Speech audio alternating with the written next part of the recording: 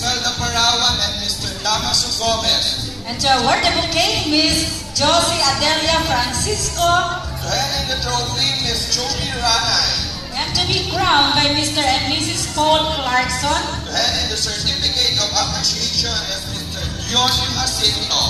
And the second runner-up, Miss Akla Family now in 2013. in just a while.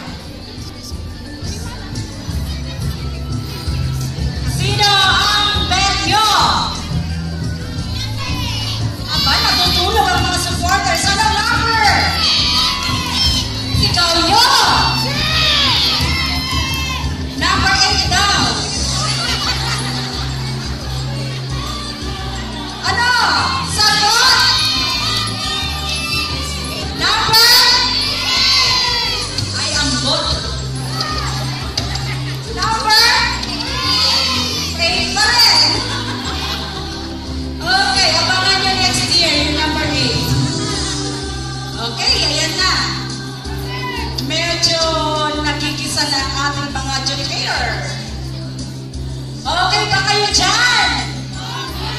Ay, hindi.